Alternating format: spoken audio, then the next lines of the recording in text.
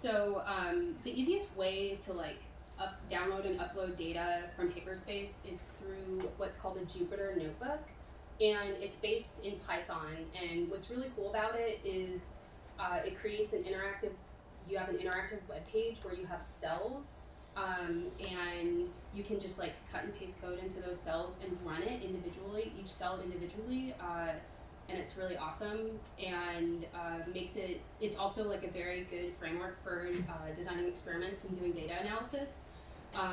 You guys don't need to know, you don't have to worry about doing any of that, but if you're interested in playing around with notebooks, I will say that all of the TensorFlow tutorials are written as Jupyter notebooks, so you could download them and then upload them to as notebooks here and play around with them with your own data.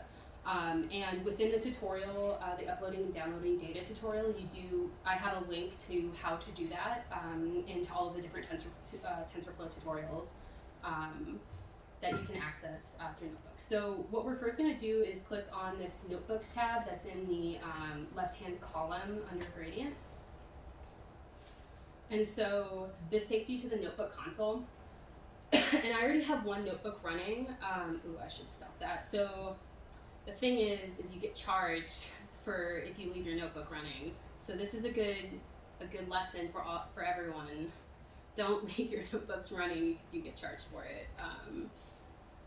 But what we can do is hit create notebook, and the first thing that we're prompted to do is to select what's called a base notebook container. This is a Docker container, and I've mentioned this in the past, but what effectively a Docker container is it's this really nifty little software package that is sort of like a virtual machine, where every dependency and you can specify your operating system and stuff. It's all wrapped up into this container. And what's cool is a container that can run on a Mac, it can run on a Windows operating system, it can run on an Ubuntu operating system, and so it makes it really easy to transfer between computers. So for us, since we're only uploading and downloading data, we can select any of these containers. I always just hit the FastAI one. Now to choosing a machine, what this is prompting us to do is to choose kind of how powerful of a machine that we want, and I would just say for uploading and downloading data, it doesn't really matter which one we choose. I always go with P4000 or P5000 because that's what all of the code in a repository needs to run, but you guys can choose pretty much whatever. So I chose P4000, and then for notebook options, this is where you can kind of set a timer for yourself to make sure that you don't leave your notebook running indefinitely. This is a drop-down menu, so you can set it for, you can have it running for as long as you want for a week, and I'm gonna just hit 6 hours. The reason why they have the no limit in 1 week options is that, kind of getting back, if you're with some of the TensorFlow tutorials, you can actually download them and use them to train neural networks. So you can have a notebook you can train a neural network within a notebook if you would like to do that. But we can go and create notebook, and then we see that a new notebook has been created. And we can pause here just to make sure that everyone's on the same page and nobody's got any issues. If you do have issues, it's totally okay. Just raise your hand and we can help. So Dinesh brings up a really good point. We had issues. So there's a West Coast storage location for Paperspace and an East Coast storage location for Paperspace. And so if you select the free tiers, it's going to upload your data to the West Coast storage location. And so and there's a conflict with... Yeah, you can't access the West Coast from a notebook. Yeah, so there's some issues accessing the West Coast storage location within the notebook. So yeah, that's a good point. I'm glad. I have a legacy account for Paperspace, so I don't have those issues, but the new accounts do have those issues.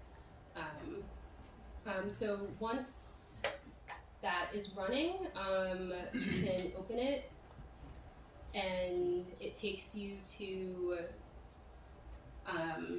the notebook file hierarchy. And so what's really cool about this is that you can effectively navigate through your Paperspace persistent storage. And you also have this option called Datasets, which are public datasets. So anybody can access these.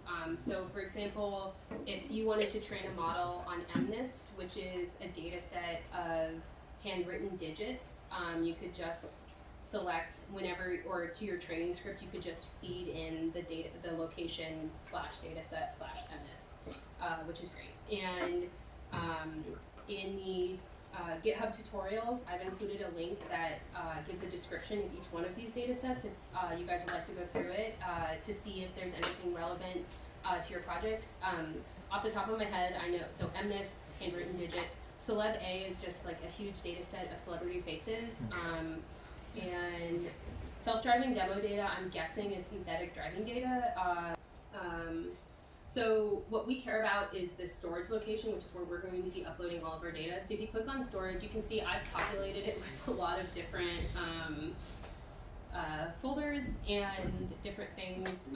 And so what you can do though is you can navigate through these in the same way that you would navigate through your local computer file hierarchy. So for example, if I wanted to go into test stream, which is the output for one of my test runs for Google Deep Dream, I could click on the image and it would display this image. It doesn't look great, but that's why we run a lot of different tests, so we can get good looking things.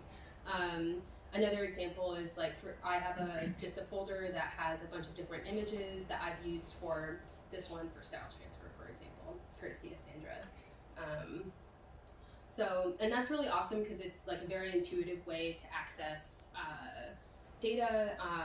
And so we're now going to move on to uploading.